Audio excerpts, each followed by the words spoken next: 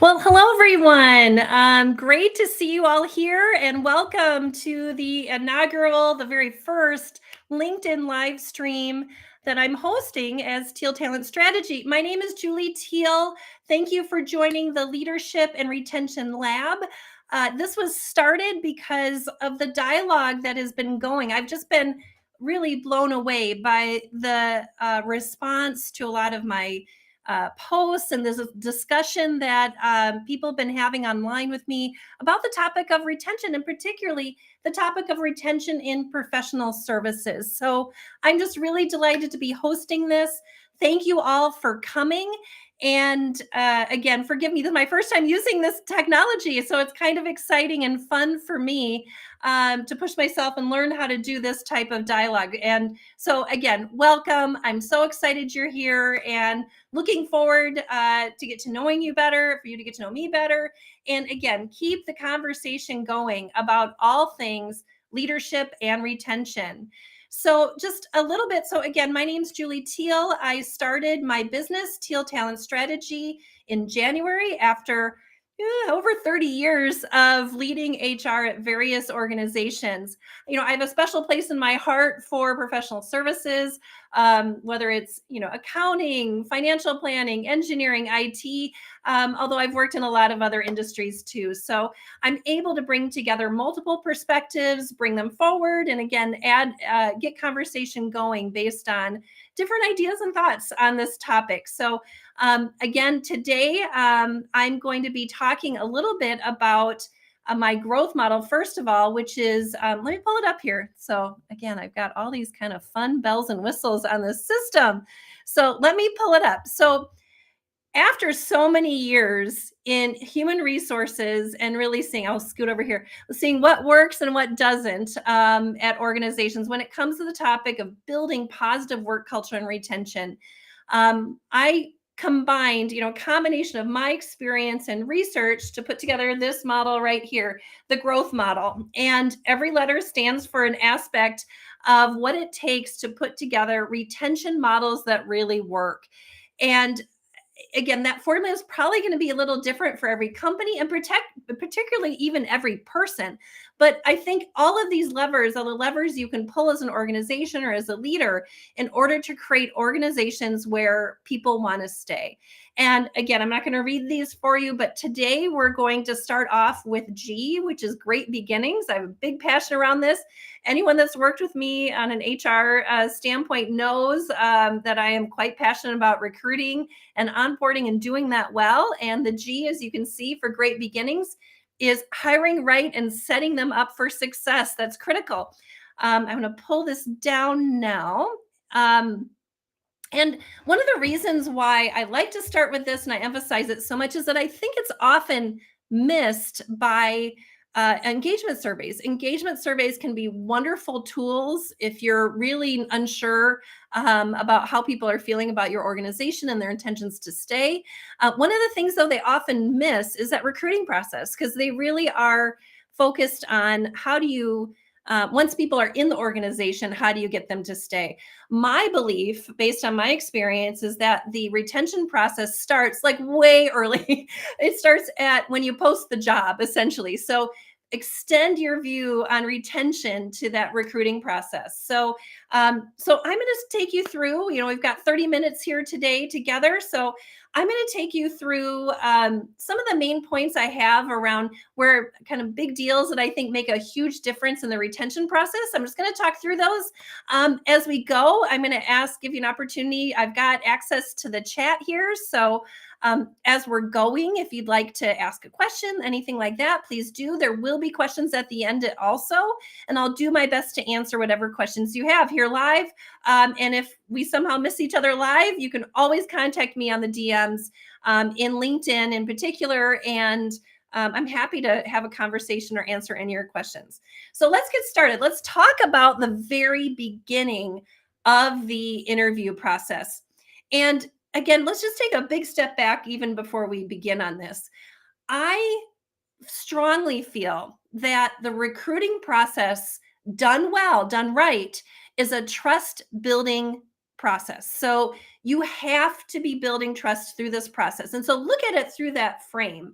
I think some people kind of think of interviewing can kind of have a gamey feel to it. Not only, the selection process, interview process, the offer process, we're going to talk about that a little bit, but done right, you are building trust with your potential new hire from the very, very beginning. So some things I just assume. I assume that you're doing thorough technical interviews.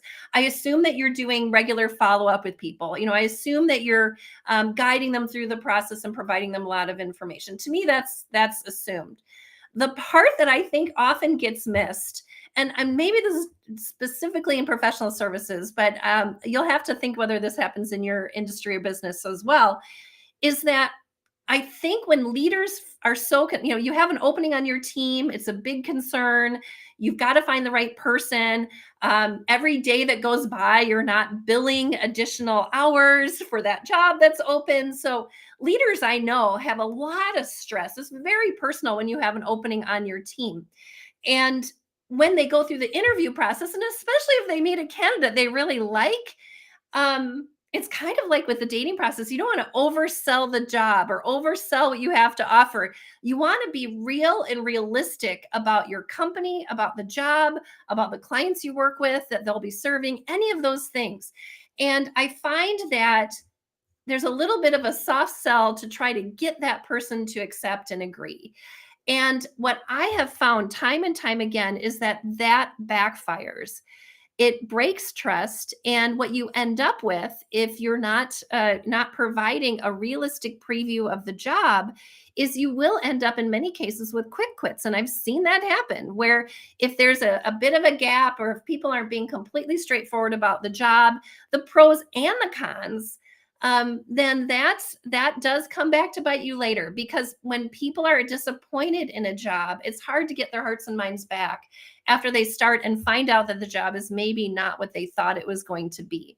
And the solution to this, I've found, is just as you get closer to, I don't know that you to do a realistic job preview on the first interview, but when you bring the person back and you're in that final confirmation process, whether it's you as a leader or whether you bring in a peer, sometimes peers on the team are the best people to share what they love about the job, what's challenging about the job, and then in general why they're there, why they stay, why they love the company.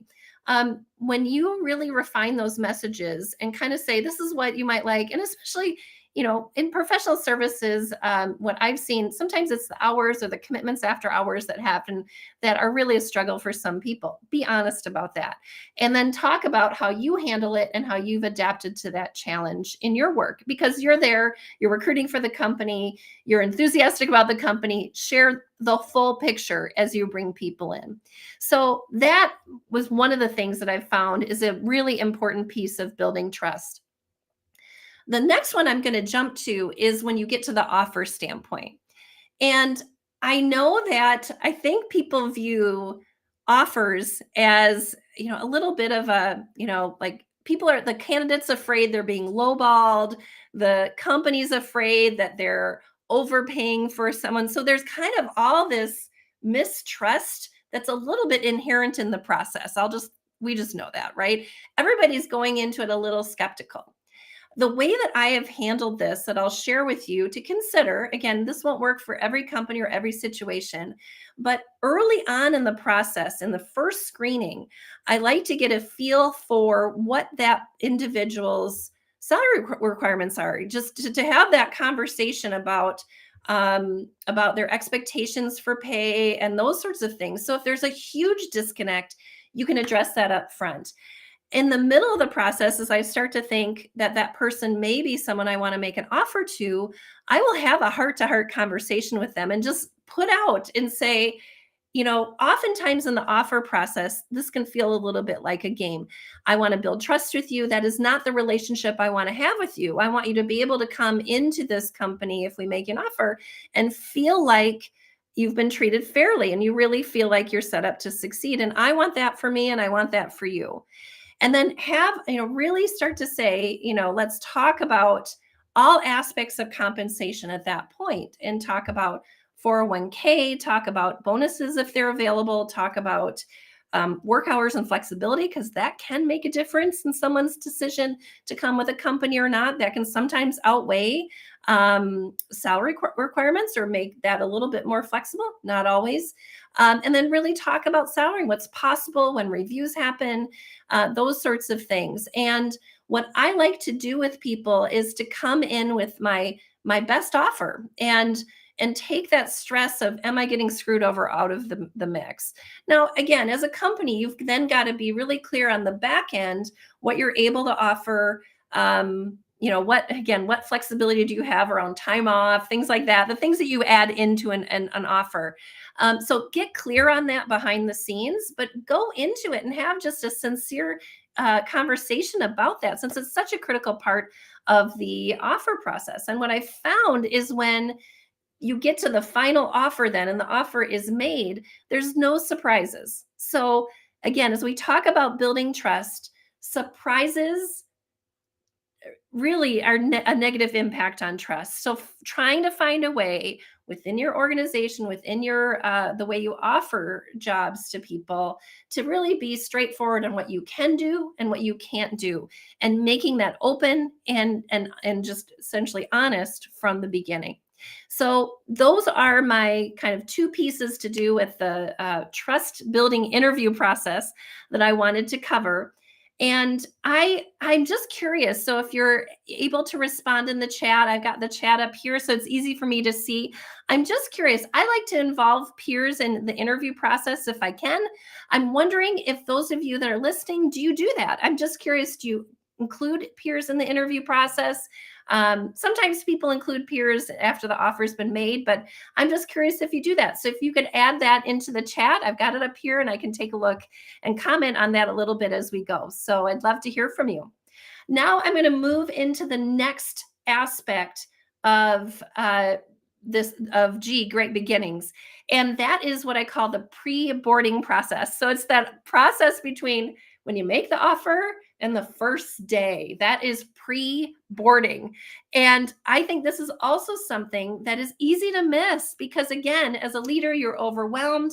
You finally get that person. You spend a lot of time on the interview process. You finally get them to accept. And when they accept the job, you kind of go, yes, we've got it done, check, move on to the work that I wasn't working on, right? And my challenge to you is to say that time between the offer and the first day is one of the most critical places where it is very easy to lose a talented candidate that's accepted, and a potential new hire that's agreed to come on. Because let's think about it. So if you have ever failed to if you've ever left a job, one of the things that you'll see and experience is that the is that when you're leaving, all of a sudden, everyone that you've worked with is like, you're amazing. I love working with you. I can't believe you're leaving. We're going to be in such trouble without you. There's sometimes counter offers that happen at that point. And that's really kind of a vulnerable spot for most people that are are kind of caught between leaving, like pulling back from one company and starting another. And it's a time where people sometimes reconsider their decision to go with a new company. So that is something that I think is worth considering and really thinking through, is how are you going to navigate that critical period so they're still feeling the love that they felt in the interview process as they're working with you and waiting to start their new job. So a couple things that I have done. First of all, you can keep it really simple. You can just plan to talk to the person. Like, I have often had regular calls once I've made an offer to someone to just say, hey, when are you getting ready to give notice? Oh, do you need to do a practice run through? I'll help you with that. What are your concerns about giving notice, again, just to kind of coach and talk through that. And then after notice, saying, oh, how'd it go? How's the transition going? It's got to be hard to say goodbye. Those sorts of things. Just again, it's a relationship building process to hire someone. And that's a way that you can help bridge that just from a sincere human concern, like you would for a friend. Other things that you can do is sometimes email an introduction to a peer, have a peer give that person a call and welcome them to the team. I've been invited sometimes to attend, a bagel breakfast or something before I start. I've done that for other people where they get to know people a little bit before they begin. And one of the companies I worked with previously had this really fantastic branded box they would send everyone with branded items. And one of the things that's great about doing something like that is it gets the whole candidate's family involved. Like, it's really fun if you get something, a surprise gift in the mail from your new company. And that really impresses not only the candidate that's starting, but their family as well, because they get to participate and maybe even start using or wearing some of the branded merchandise. Of course, you have to be sensitive to announcements becoming public and all of those things behind the scenes. But I think if you're staying in regular contact with the candidate before they start, that can be really, really helpful. So that's great. I'm going to pause here because a few of you have commented a bit on involving peers in the interview process. So thank you for taking a few minutes to comment on this. So Eric mentioned, it's really peers are being involved. They expect the person to be interacting with them. Oh, yep, certainly. So members of the team or other key stakeholders. And that you add stakeholders to the final stages of the interview process. And I love that approach. When you're interviewing people, absolutely look for ways to bring key stakeholders in. So another way that things can get off track or with interviews is if they only meet your team, but they're working with a critical finance person or a critical operations person. If you don't do that, if there's not that relationship being built even from the interview process or early pre-boarding, that can end up being a miss later on because that chemistry matters and those relationships matter. And so, Eric, I love that you're doing that with your team. And then Kevin also mentioned here that he does add peers to the interview process. And, the peers help with the matching process and really know the day-to-day job. I 100% agree, Kevin. Those are great insights. And I like if the peers do that realistic preview, as you mentioned, it can be really, really powerful. So thank you both for commenting and great to see you both here today. Thanks for joining me. With that, then, I'm going to move on to the next topic, which is day one. So we've talked about trust building during the interview process, including the comments that just came through. Thank you on including peers in the interview process. We've talked about pre-boarding, which is that critical period between offer and start when their previous company is showering them with love.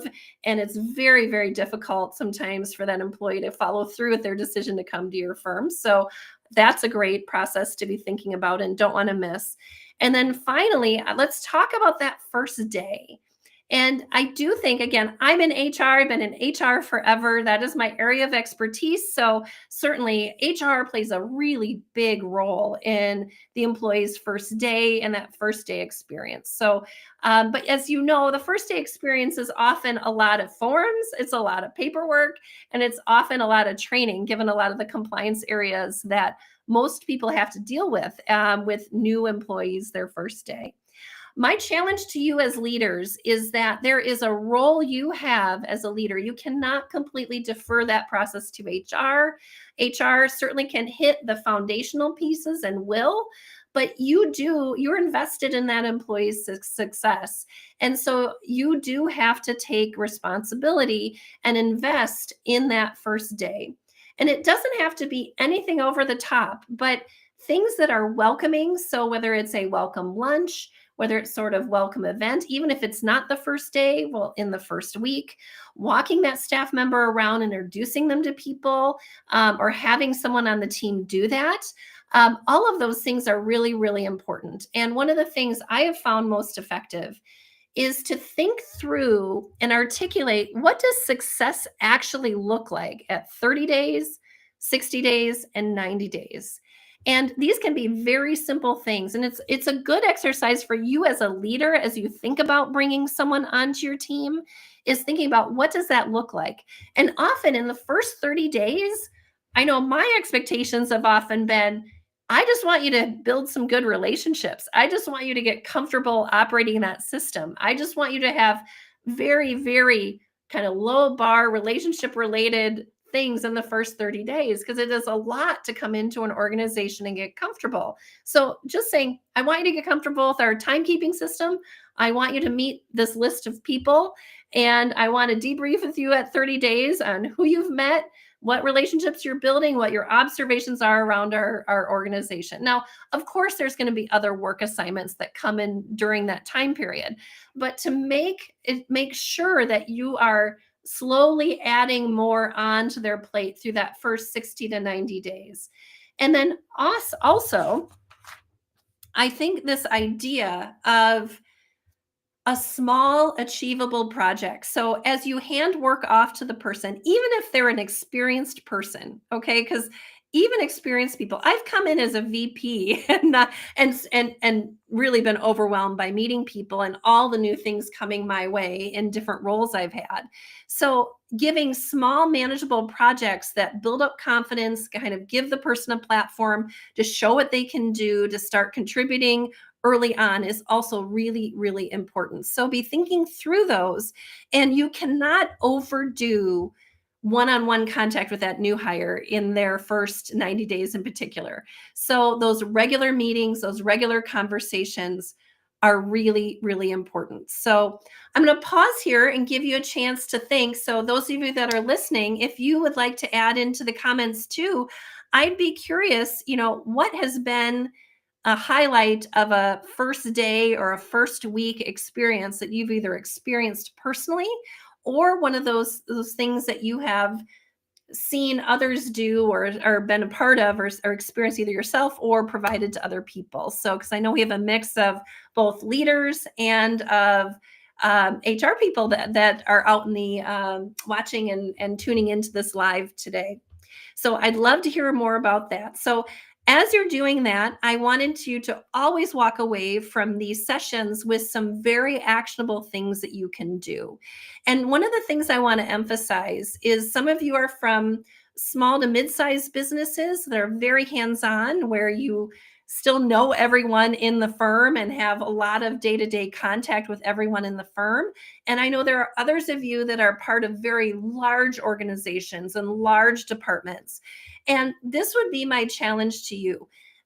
There are always things that you can do as a leader of your team in order to make a difference. And a lot of things that I end up doing as I come into organizations is helping that bigger picture. Like, how organizationally do we create a great beginning for everyone that walks in the door and have that become a repeatable process? So, that is my focus as I come in as a consultant. But from a practical standpoint, there are things that you can do. So I don't want you to feel like you have to wait for someone else to come into your company and put all these things in place, because there are things you can do. And these are a few of the things that I challenge you to walk away with today and think about if it's worth taking this action. The first one is auditing your interview process. So are there ways that you can add a little more of that realism into the process, a peer into the process, or someone that you feel comfortable sharing about not only how much they love the company, but the things that are quirky or challenging or unique about your business or your clients. So that's one thing I'd say: audit your interview process. The second thing that I would say is think through this pre-boarding process. So that gap between offer and first day.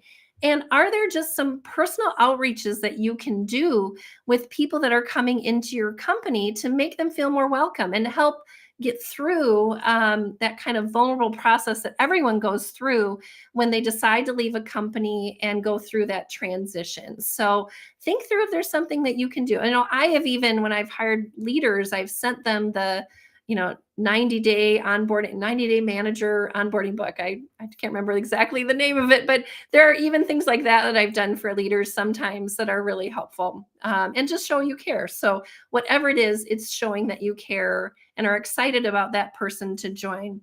And then finally, I do encourage you to sit down and think through that question of, what does success look like when you're bringing someone into your company, and set progressive bars you'd like them to hit as they come in, as best as you're able, right? So just think it through, challenge yourself to think that through. And that is also something that you can also ask peers, some of your more senior members of your team, to say, hey, I put this together. I think this is reasonable. Do you think it's reasonable? And have some dialogue about that too, which also invests your team in that new hire that's coming. So I want to pause now and see if there are questions. So please add questions in the chat. I'd love to hear from you and hear what's on your mind as you're thinking about this topic of great beginnings. So I will, as you're thinking that through, I'll just say that this event is live streamed also, not only on LinkedIn but on YouTube. I've started a YouTube channel there. I'll be using some cuts from this that you'll see on my social media periodically. And I'm considering using the audio from this to make it into a podcast as well. I'm just going to start with the live stream and see how it goes, and then eventually look to add that down the road. I'm also looking to add different guests into this live stream in the future as well. I've been so fortunate. I've talked to so many great leaders that are doing some really cool, innovative things with retention and with their leadership development. And I want to bring those to you and start to get other people's success in front of you, because I think it's really important for you to see and get inspired by what other people are doing. It's been so fun to talk to people about this topic, and there are great, great leaders out there. So the other thing that I'll mention while you're thinking about questions is that I do offer I have a 2-page assessment that you can take if you're interested. It's called a growth assessment. It's really a retention assessment. That growth model that I mentioned earlier, it's got a set of questions for everyone. You can take a look at it and see if there's things that stand out, not only for your team, but your organization.